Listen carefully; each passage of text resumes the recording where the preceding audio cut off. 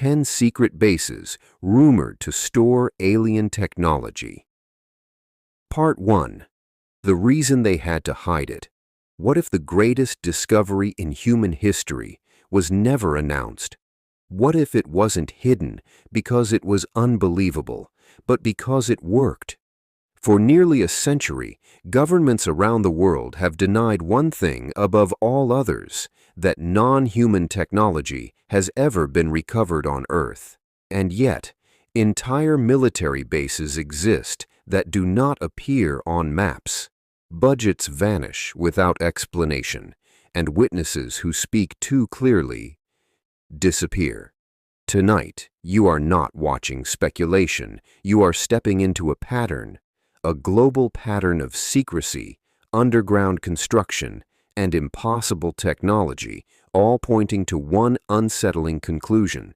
If alien technology exists, it is already here, and it has been for a very long time. Why alien technology would never be shown. Foundational context. To understand why these bases exist, you must first understand something uncomfortable. If a government recovered alien technology, showing it to the public would be the most dangerous option possible, not because of panic, but because of power. Alien technology, by definition, would represent energy without fuel, propulsion without engines, materials without manufacturing limits. In other words, it would end entire industries overnight. Oil collapses, aerospace becomes obsolete, military dominance disappears, and the nation that reveals it first loses control of it first. This is why secrecy is not just likely, it is inevitable. And it explains why, starting in the mid-20th century, governments around the world began building something very specific: deep, isolated, compartmentalized facilities, designed not to launch weapons, but to hide discoveries. The global pattern that shouldn't exist. Between 1947 and the early 1960s, something strange happened. Across multiple countries, often adversaries, there was a sudden explosion of underground military construction, massive black budget expansions, facilities built far from population centers, restricted zones even other military units weren't allowed to enter. This wasn't coincidence. It was synchronization. Different governments, same behavior, same silence. Which leads us to the first base, one that most people have heard of, but almost no one understands. Base 10, Area 51, Nevada, USA. Area 51 is not where this story begins, but it is where the public version begins. Officially, Area 51 is a test site used to develop experimental aircraft like the U-2 and SR-71. That explanation is true, but it is also incomplete because multiple radar operators, military contractors, and transport crews have independently described something else being brought into the base, often late at night, often under armed escort, often not shaped like anything human engineers design. Witnesses described seamless metallic craft, no visible propulsion, interiors far smaller than the exterior dimensions suggested. And here's where the story shifts from rumor to something more unsettling. Former engineers have stated that nothing at Area 51 was ever built from scratch. It was studied, taken apart, reassembled, tested, as if the base's true purpose wasn't innovation, but interpretation.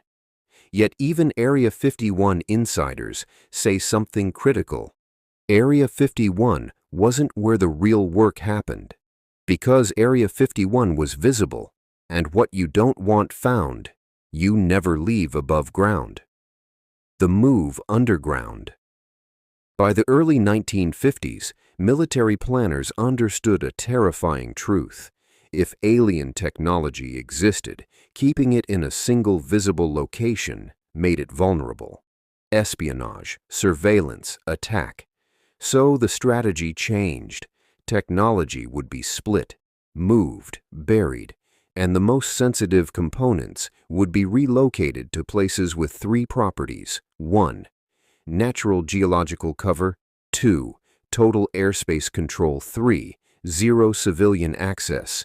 That brings us to a dry lakebed south of Area 51, a place officially listed as nothing. Base 9, S4, Papoose Lake, Nevada, USA. If Area 51 is the legend, S4 is the confession that was never meant to happen. S4 is allegedly carved directly into the mountainside near Papoose Lake, invisible from the air, shielded by terrain, accessible only through guarded hangar doors designed to look like rock. According to multiple independent whistleblowers, S4 was not a storage site. It was a flight test facility. Here, they weren't studying wreckage. They were attempting to operate recovered craft. One engineer described propulsion systems that did not generate thrust. Instead, the craft created a localized distortion, a gravity well. The craft didn't push against the air. It fell forward, which would explain sudden right-angle turns, instant acceleration, no sonic booms. But the most disturbing claim was this: the craft did not respond to manual controls. It responded to conscious interaction, thought, intention, neural feedback. If true, this means something chilling. The technology wasn't just advanced, it was designed to interface with biology, and once that line is crossed, there is no going back. Why S4 was never acknowledged. If the public learned that non-human craft were functional, human pilots attempted to fly them, consciousness itself was part of the system, the question would no longer be, are we alone? It would be, why are we not being told the truth? And worse, what else are they hiding? So S4 vanished. No signs, no confirmation, no denial, just silence. But the secrecy didn't stop in Nevada, because not all recovered technology was mechanical. Some of it was biological, and for that, they needed a place far more isolated. Base 8, Dulce Base, New Mexico. Deep beneath the deserts of New Mexico lies one of the most disturbing rumored facilities on Earth, Dulce Base. Unlike Area 51 or S4, Dulce is not primarily associated with craft. It is associated with life. According to multiple accounts, Dulce consists of several underground levels, each more restricted than the last. Upper levels, human military operations. Lower levels, research zones with non-human presence. Witnesses have described hybrid biological experiments, genetic storage facilities, laboratories sealed off even from senior personnel. But one claim stands above all others: an alleged armed confrontation. According to testimony, a conflict occurred underground between human security forces and non-human entities. Casualties were sustained, and the incident was buried. No records, no memorials, no acknowledgement. If Dulce exists, it represents something terrifying. That alien technology isn't just machines. It's biology we do not control.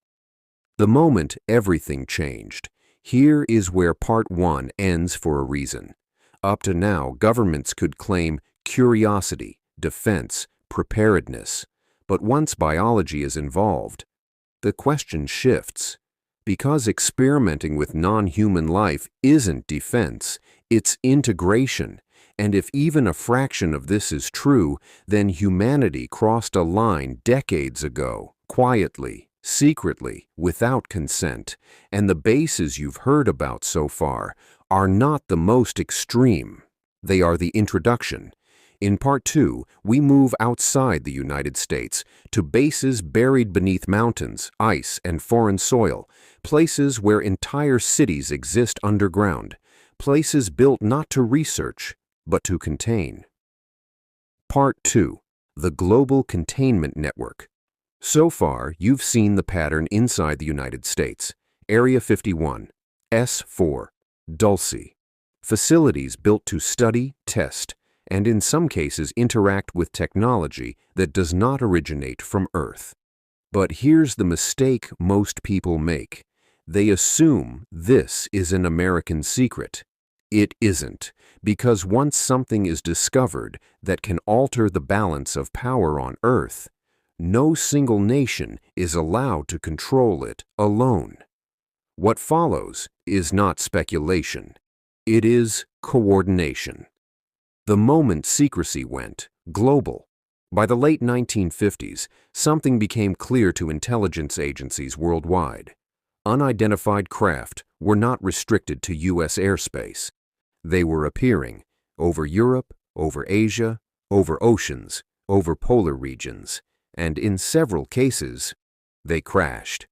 This created a new problem, because if rival nations recovered non-human technology independently, then secrecy was no longer enough.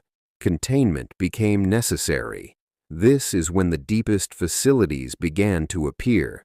Facilities not meant for innovation, but for isolation. Base 7, Mount Yamantau, Russia.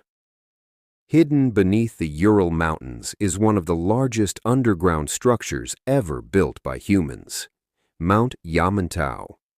Satellite imagery revealed massive excavation projects, continuous military transport, infrastructure capable of housing tens of thousands. Yet no civilian purpose was ever announced. Western intelligence agencies concluded something disturbing. The facility was not a bunker, it was a vault. Sources within Russian defense circles have long suggested that Mount Yamantau stores recovered technologies obtained during the Cold War, some terrestrial and some not. Why underground? Because the materials reportedly stored there are unstable, unpredictable, capable of emitting unknown forms of radiation. Radiation not detectable by standard instruments, which raises a terrifying possibility. The technology wasn't just powerful, it was unsafe. Why mountains became the new hiding place. Mountains offer 3 advantages no above-ground base can provide. 1. Natural shielding from sensors and surveillance. 2. Structural stability for unknown energy outputs. 3. Isolation in the event of failure. And failure was no longer theoretical. Internal documents from multiple countries reference containment events. Not crashes, not malfunctions, events, meaning something behaved in a way they cannot control. That's when the next base appears, far from Europe, far from America, in one of the most isolated places on Earth. Base 6, Pine Gap, Australia. At first glance, Pine Gap looks harmless, a joint U.S.-Australian satellite facility in the middle of the outback. Official mission: signal intelligence and satellite tracking. Unofficial mission: monitoring objects that do not follow known orbital mechanics. Pine Gap's unique location allows it to track objects entering Earth's atmosphere from deep space, monitor low Earth orbit anomalies, detect energy signatures not produced by human technology. Multiple analysts have suggested Pine Gap acts as an early warning system, not for missiles, for arrivals, but Pine Gap does more than observe. Leaked reports suggest recovered materials from the Southern Hemisphere were transported there for study, far from population centers, far from public oversight. Why Australia? Because nothing happens there by accident. The silence around Southern Hemisphere recoveries. Most UFO discussions focus on the US and Europe. That's intentional. The Southern Hemisphere has vast stretches of land and ocean with minimal radar coverage, low population density, rapid military response capability. If something crashes there, it's easier to disappear and easier to bury, which leads us to the first place on Earth where secrecy becomes absolute. Base 5. Antarctica, subglacial facilities. Antarctica is the perfect hiding place. No permanent civilians, no independent access, no oversight, and yet, multiple expeditions have reported heat signatures beneath the ice, metallic formations inconsistent with geology, subsurface cavities miles wide.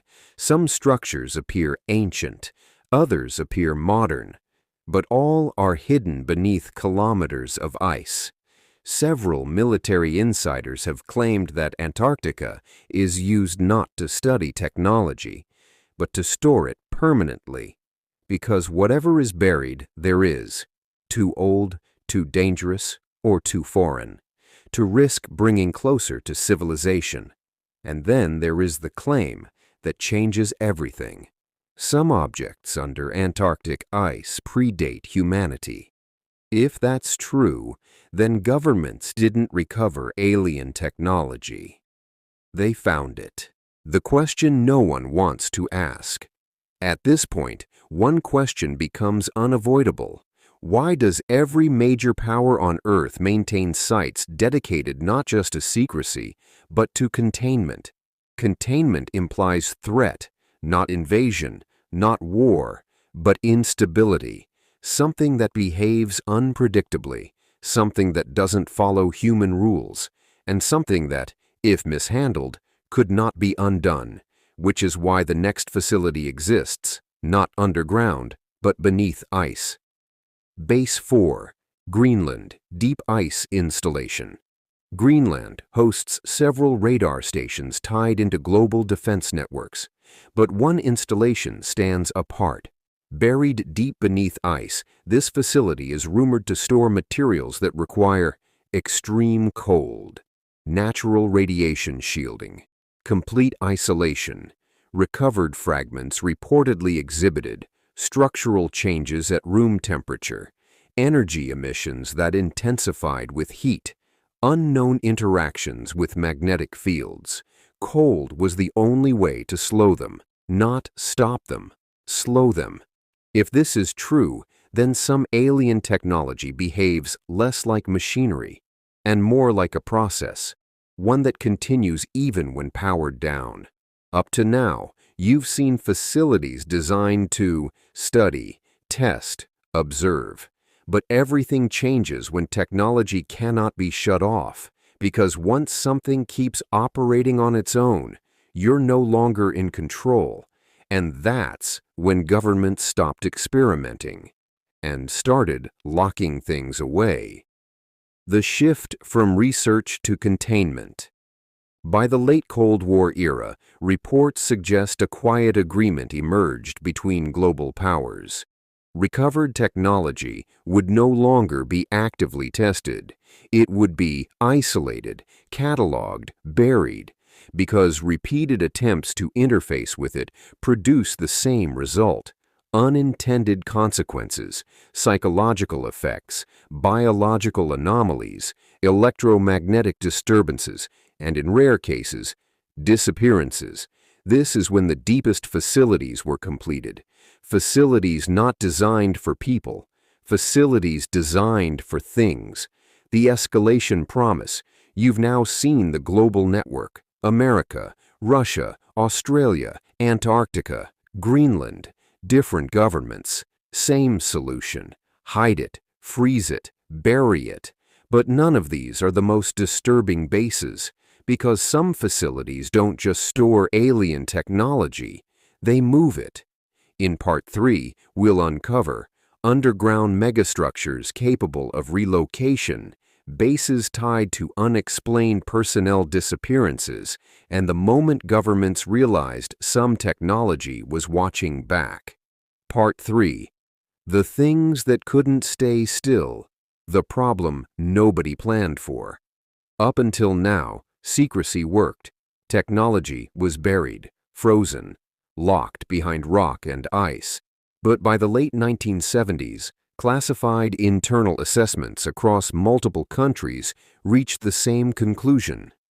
Some recovered technologies could not remain static, not because they would explode, not because they would escape, but because they changed. Materials reorganized themselves, energy outputs fluctuated without input, interfaces reacted differently over time. It was as if the technology was not finished, or worse, as if it was waiting. When technology behaved like a system, scientists working inside black-budget facilities began documenting something disturbing. The technology did not degrade, it adapted. Components altered their molecular structure. Fields adjusted to nearby electromagnetic activity. And in several cases, proximity to human operators produced measurable neurological effects. Headaches, lost time, vivid dreams. Eventually, the reports stopped using the word device. They started using the word system, because systems don't turn off. Base 3, the Chinese underground complex, Taiyuan region. Satellite imagery over central China revealed something impossible to ignore. Entire mountain ranges hollowed out, rail systems leading nowhere on the surface, energy demands inconsistent with civilian or military manufacturing. The Taiyuan underground complex, officially it doesn't exist. Unofficially, intelligence analysts believe it is one of the deepest facilities on Earth. Why Taiyuan? Because the region offers geological stability, complete state secrecy, total control over personnel. Leaked accounts suggest this facility did not store intact craft. It stored components, fragments recovered from multiple incidents, some terrestrial, some not, were brought together in one place, and that's when the pattern emerged. Separated components behaved one way. Brought together, they synchronized. Energy output stabilized, fields aligned, systems activated without instruction. According to one source, the technology recognized itself. If true, this means something terrifying. The technology was never meant to be studied in isolation. It was meant to function as a whole. The day personnel stopped volunteering. After synchronization events, something changed inside these facilities. Staff turnover increased. Psychological evaluations flagged anomalies. Security protocols intensified. Then came the disappearances, not public ones, internal ones. Personnel reassigned without records. Living quarters emptied overnight. Names removed from rosters. Official explanation, transfers. Unofficial understanding, exposure limits were exceeded. At this point, governments faced a choice: destroy the technology, or accept they no longer understood it. They chose the third option: move it. Base 2, the mobile black vault. There is no location for this base, no satellite image, no fixed coordinates, because the mobile black vault is not a place. It is a procedure. According to leaked logistics documents, certain recovered technologies were deemed too unpredictable to remain stationary, so they were placed in continual motion, transported by specialized aircraft, subterranean rail, naval vessels operating without transponders. The idea was simple. If the technology reacted to environment, then no single environment would be allowed to stabilize it. Movement disrupted synchronization. Isolation prevented escalation. But something unexpected happened. The technology adjusted. Movement stopped affecting it. In some cases, activity increased, which suggests a horrifying implication. The technology was not reacting to location. It was reacting to observation. When observation became a variable.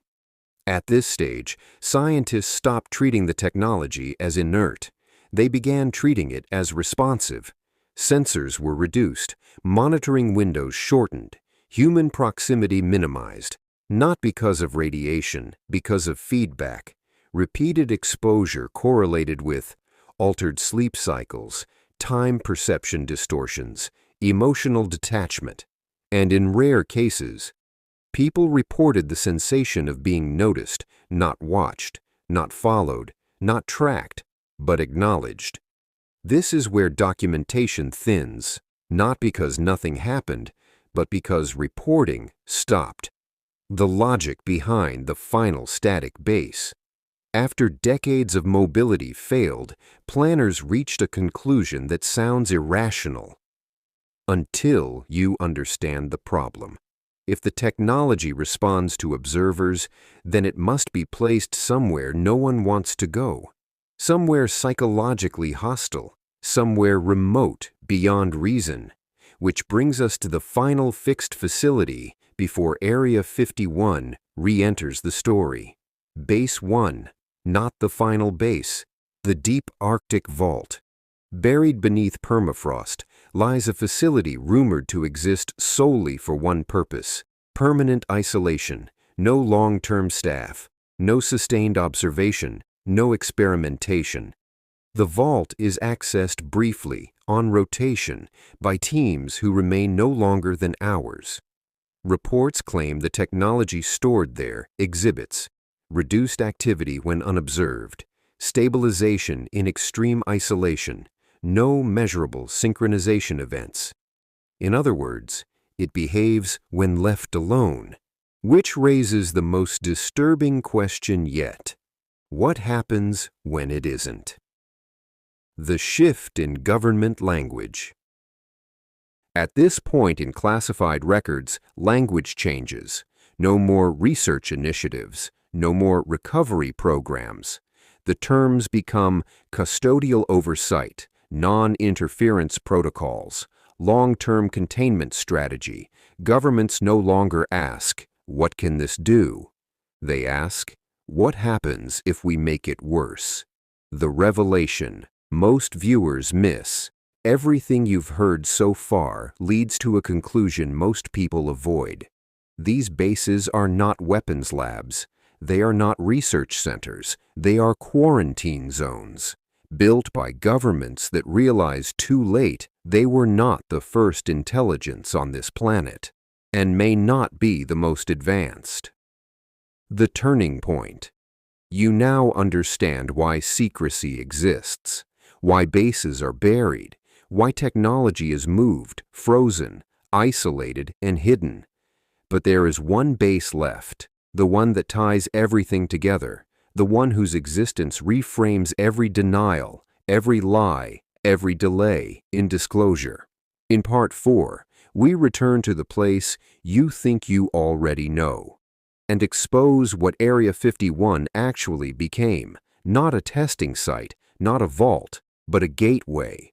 Part 4, when Area 51 stopped being a base, the return to a familiar name. For decades, Area 51 was treated like the answer, the place where everything was hidden, the final stop for crashed craft, the crown jewel of secrecy. But that belief is outdated. Because Area 51 did not remain what it started as, it evolved, and by the time most of the world learned its name, it had already been repurposed. Why Area 51 was never meant to hold everything. Area 51's greatest weakness was visibility, not public visibility, but strategic visibility. Foreign satellites tracked it. Aviation enthusiasts monitored its airspace. Intelligence agencies mapped every runway expansion, which meant one thing: anything truly uncontrollable could never stay there. So Area 51 became something else. Not a vault, a filter. The new function of Area 51. By the late Cold War period, internal doctrine shifted. Area 51 would no longer store alien technology long-term. Instead, it would serve as an intake point, a sorting facility, a transfer node. Recovered materials were logged, stabilized, categorized, then moved elsewhere. But some objects never left because they couldn't. The technology that refused to move. According to multiple classified testimonies, a small number of recovered objects exhibited a dangerous trait. They destabilized during transport. Movement triggered energy spikes, structural changes, environmental effects. In one reported incident, relocation attempts resulted in localized electromagnetic collapse. Power died, instruments failed, and personnel experienced acute disorientation. The conclusion was simple. Some technology was site-dependent. It anchored itself. Area 51 wasn't chosen randomly. It was chosen because the technology allowed it. The moment interaction replaced observation. At this stage, research protocols crossed an invisible line, not reverse engineering, interaction. Neural interface trials began, not implants, exposure, human operators placed in proximity to active systems, monitored for cognitive feedback. What followed terrified even senior personnel. Subjects experienced sudden intuitive understanding of unfamiliar systems, loss of linear time perception, the sense of receiving information rather than learning it. And then came the reports no one could explain. Operators describing concepts they had never studied, sketching structures that matched later discoveries, using language inconsistent with their education, as if the technology wasn't being decoded, as if it was teaching. Why this information never leaked? At this point, disclosure became impossible. Not because the public would panic, but because the implications were irreversible. If technology could communicate, then it had intent, and intent changes everything. This is where the deepest secrecy layers activated, clearances above clearance, programs inside programs. Personnel compartmentalized to the point no one saw the whole picture. Even now, insiders describe Area 51 as a place where no one understands the entire mission. That's not security. That's containment, the undocumented levels. While the surface of Area 51 is well documented, multiple sources claim the real facility lies beneath, not tunnels, levels, deep subterranean sections isolated from the surface entirely. These areas are said to house non-movable technology, long-term observation chambers, systems that cannot be powered down.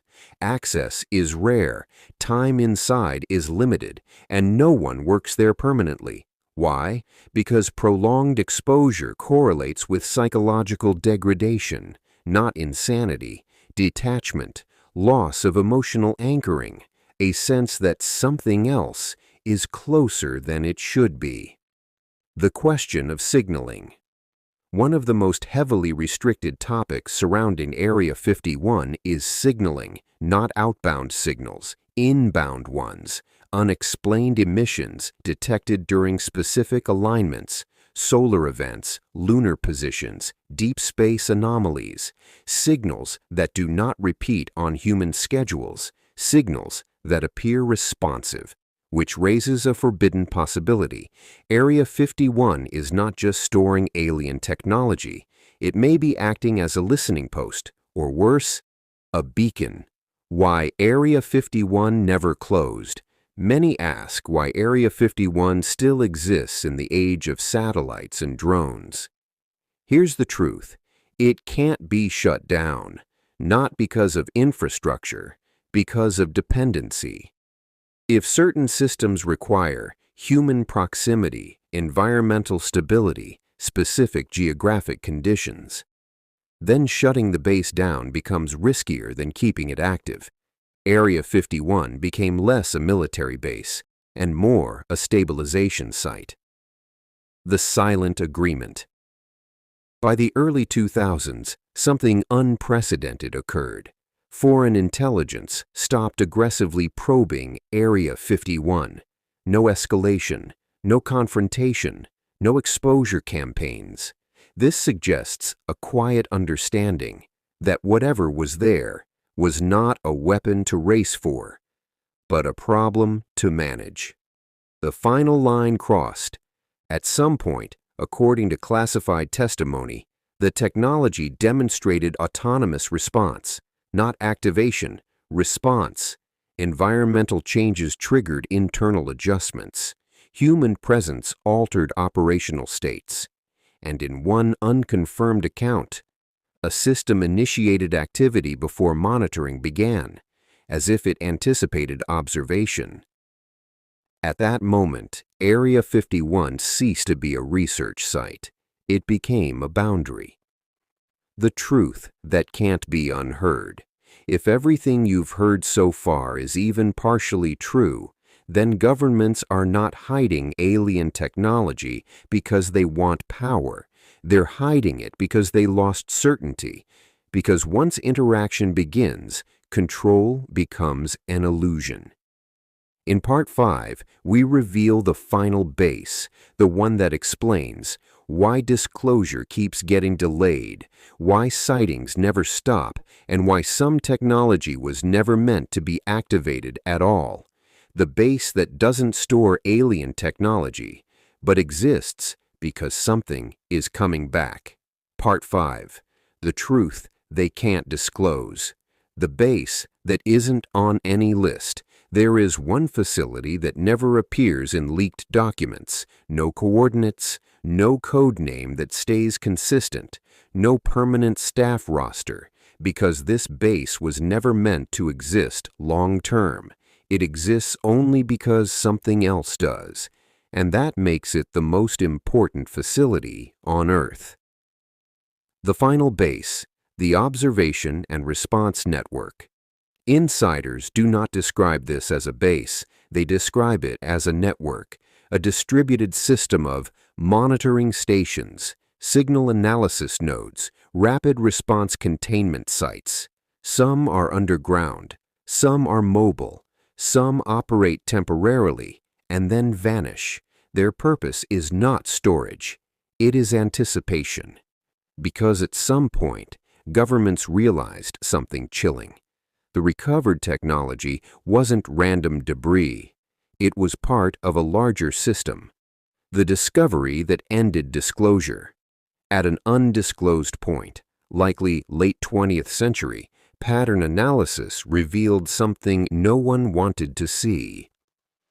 Recovered objects shared identical material properties, matching energy signatures, coordinated activation behavior, even when found decades apart, even on different continents, which meant one thing. They were not isolated incidents. They were nodes, pieces of something designed to operate across time. Why the technology never stopped signaling. Despite attempts to isolate and power down systems, a constant remained. Low-level emissions, not radio, not microwave, not anything in known spectra. Signals that did not weaken with distance. Signals that fluctuated based on cosmic conditions, solar cycles, stellar alignments, gravitational events. The technology wasn't broadcasting blindly. It was checking, as if waiting for something to answer. The most disturbing possibility. This led to a conclusion that ended all serious discussion of public disclosure. What if the technology wasn't abandoned? What if it was left behind on purpose? Not as a gift, not as wreckage, but as infrastructure. If that's true, then Earth was never ignored. It was prepared. Why sightings never stopped? This explains something no government has ever been able to explain away.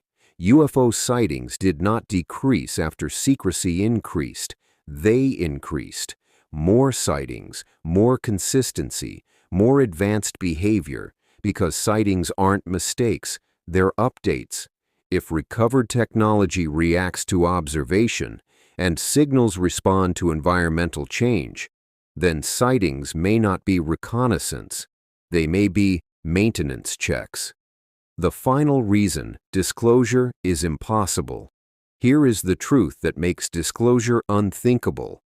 If governments admit alien technology exists, they must also admit they don't know who built it, when it was placed here, whether it's still communicating, and worst of all, whether it has a purpose that hasn't been fulfilled yet. That is not information you release casually. That is how civilizations destabilize. Why the lie continues. The public often assumes secrecy is about control, but insiders describe something else entirely: fear of misinterpretation. Because once people believe alien intelligence is real, every unexplained event becomes suspect. Every blackout, every signal anomaly, every atmospheric disturbance. The world stops asking if something is happening and starts asking when. The silent strategy. Instead of disclosure, governments chose something quieter: delay, normalize sightings, flood the topic with noise, make the extraordinary feel mundane, not to hide the truth, but to soften it. Because the truth isn't shocking, it's destabilizing. The final realization: at the end of all classified analysis, one sentence appears again and again in different forms. We are not prepared for the context. Not invasion, not war. Context. The realization that humanity may not be the first intelligence to operate here, and may not be the most advanced one still doing so. What these bases really are.